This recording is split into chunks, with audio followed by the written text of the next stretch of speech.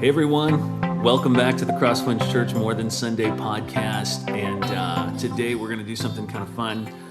Many of you know about the close-up initiative that we've been doing, or close-up initiatives that we've been doing over the course of the last 2 years, and some of you have been giving financially to that, and it's actually a set of 8 different initiatives ranging from building out a barn for bunk bed use, that sounds weird.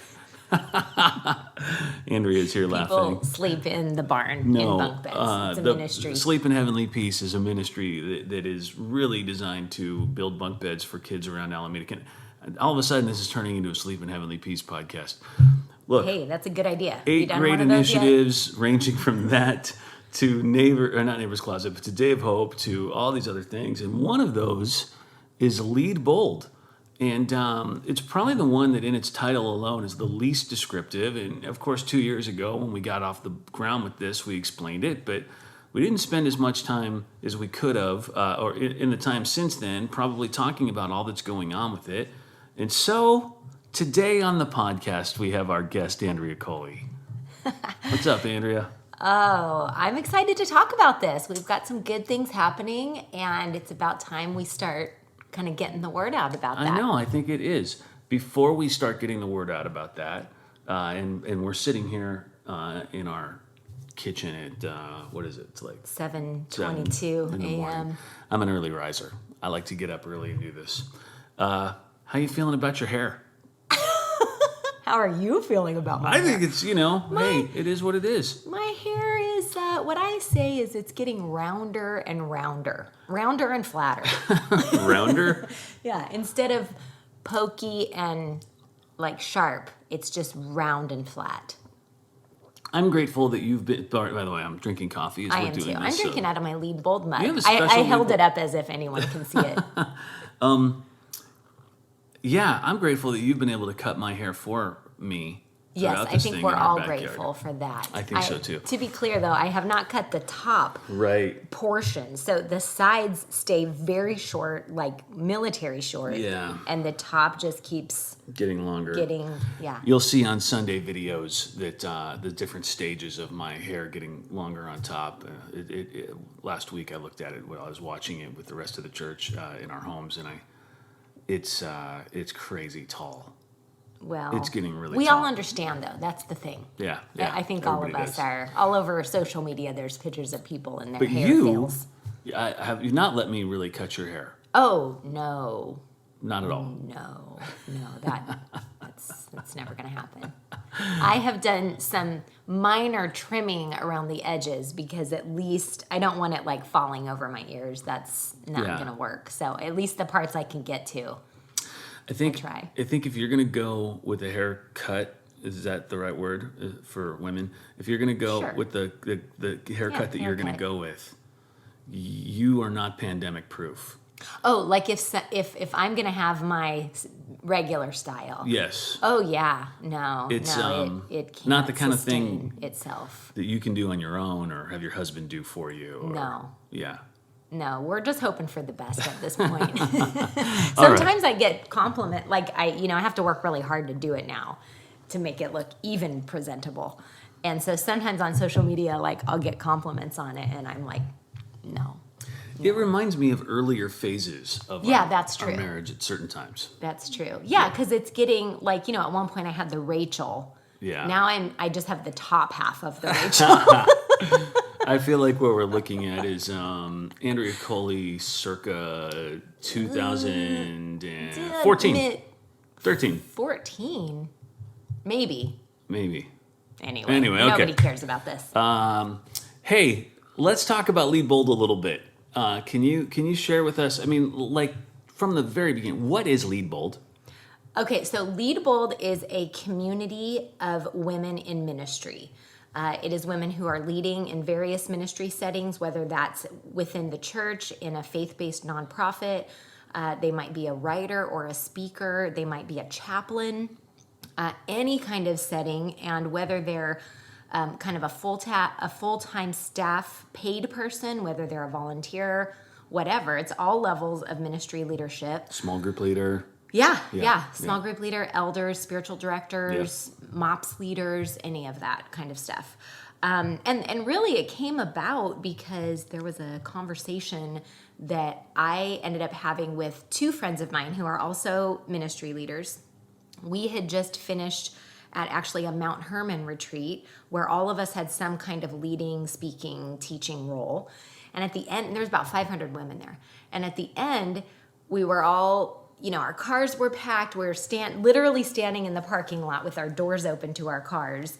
And we started just kind of dreaming together and talking along the lines of how cool would this be if all of these women, these 500 women, were all in ministry? Like, how amazing. And I think all of us resonated with it because none of us had ever been to anything like that. And yet we all are leaders in ministry, and we know that it's kind of a unique journey when you're a woman, especially at a higher level of leadership. Yeah. And there's not a lot of resource, Yeah. particularly for that. Yeah. So we agreed right then and there, after this 45-minute conversation of just kind of thinking and listening to what God was doing, that we committed to get together again and keep talking, keep listening to what God would do. Yeah. Well, fast forward, ultimately what that turned into, along the way we added, Jody Tay became a real strong part of our leadership team, and CrossWinds overall partnered with us because of the close-up initiatives and said, hey, what if this is one of our initiatives, we can really fund this conference. By then we had really felt like we wanted to do a conference and have it at CrossWinds and all that. Yeah, so Lead Bold started with a conference last September, and as we talked about this through the close-up initiatives, we said, man, how great would it be to be able to fund a conference getting off the ground to help women from around the Bay Area. That was our thought initially. Yeah. To get that out there for as many women as possible. Now, let's just pause there for a second in the story that you're telling us.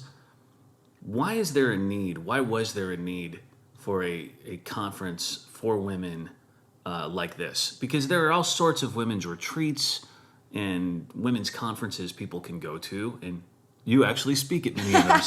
So Yeah. why this? Well, and that's the whole thing. There's leadership conferences, there's church conferences, there's women's conferences, and of course you can find other women that maybe you'll get to connect with and talk with and build a mutually encouraging friendship with.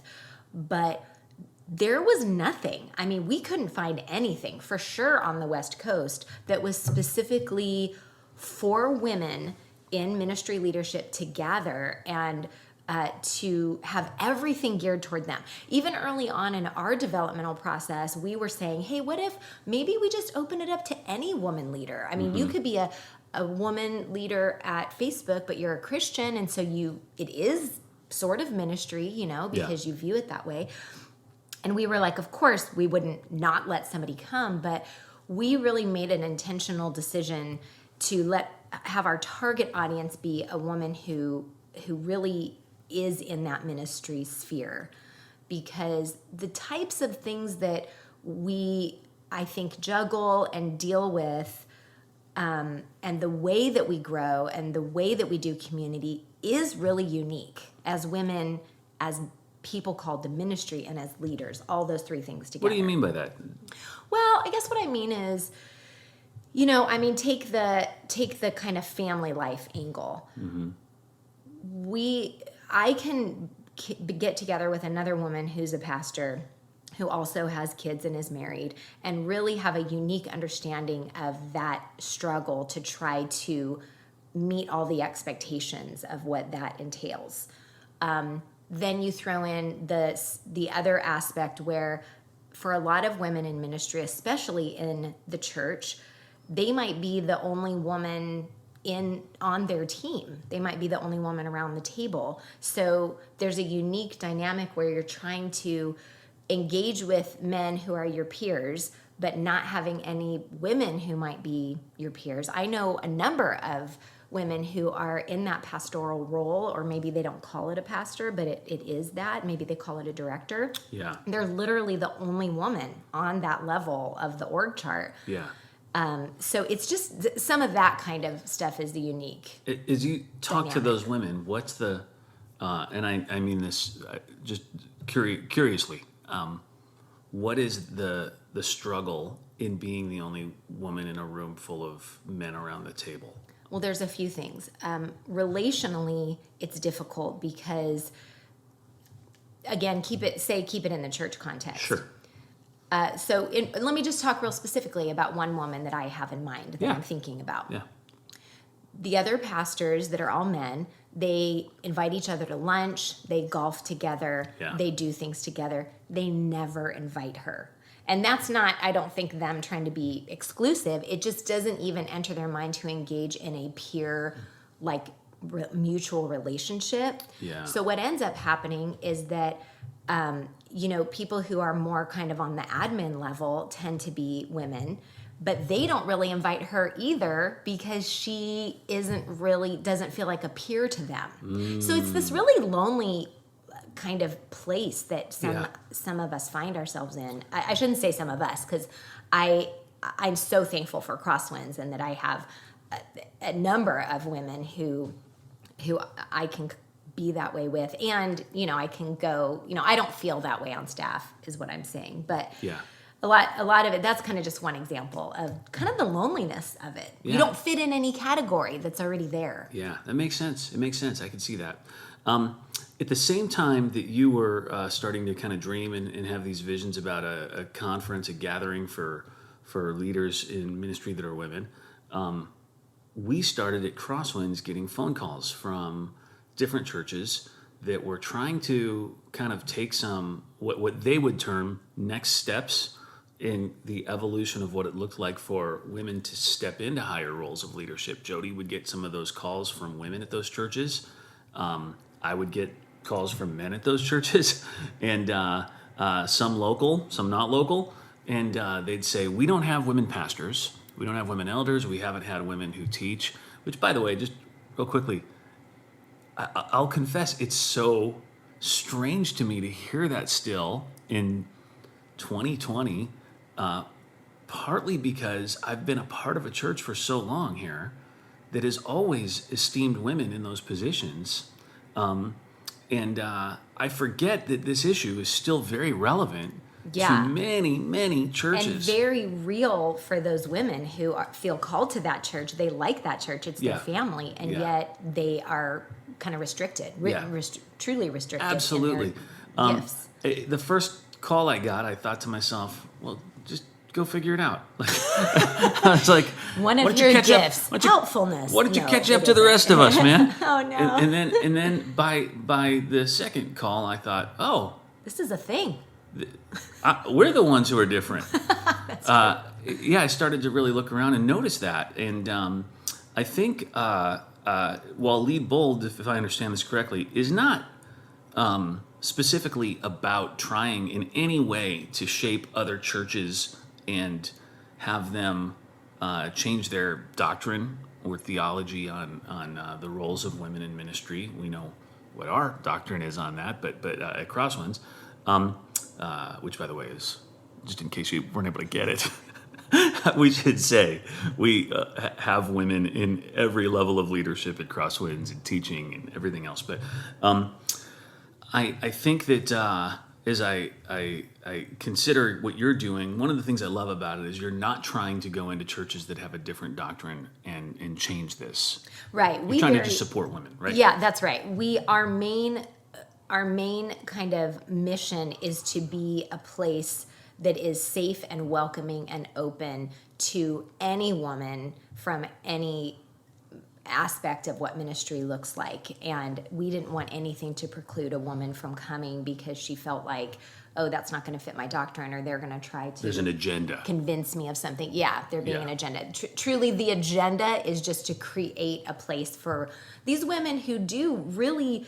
holistically pour themselves out in leadership, to be poured back into, right, to be kind of breathed life into a little bit, to get back their focus and just to feel, actually it's to be in a gathering where they can look in someone's eyes and know that person gets them. Yeah. It's really important. So what happened last September? What did you guys do? Yeah. So last September, we did this conference, 2-day conference.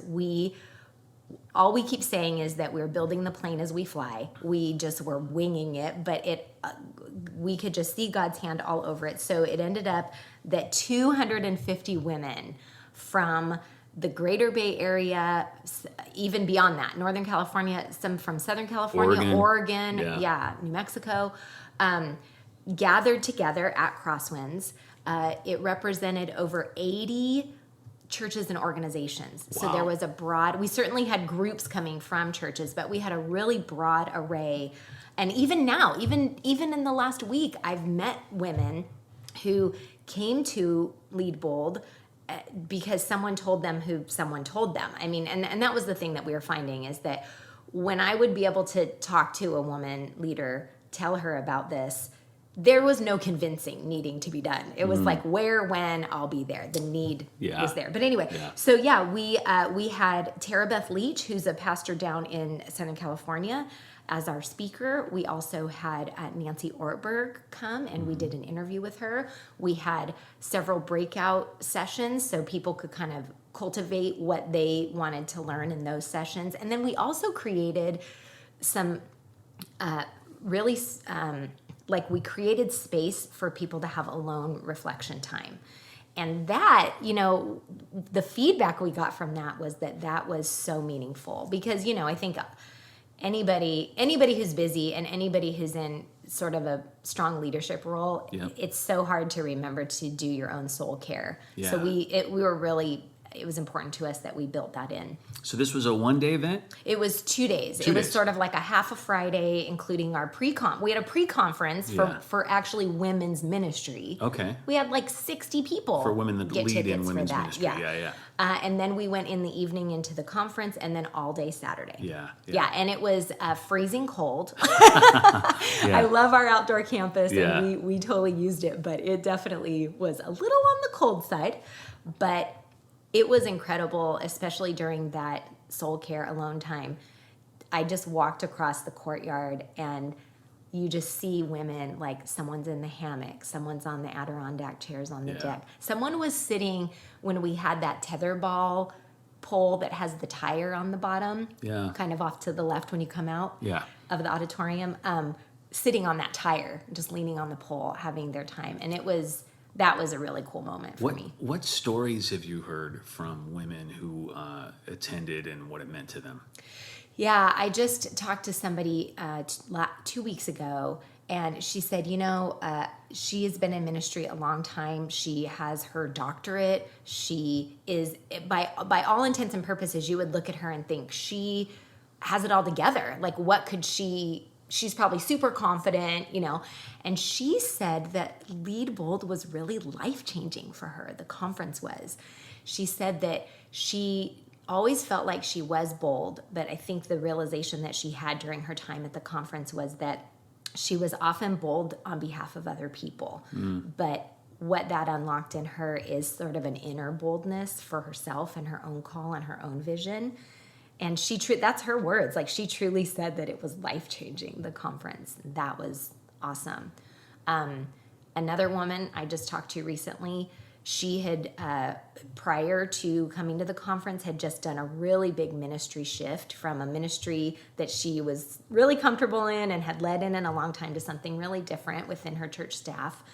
And she felt that loneliness, because she, in her previous world, in that ministry, she knew all the people, and she had the connections and the resources, other people like her.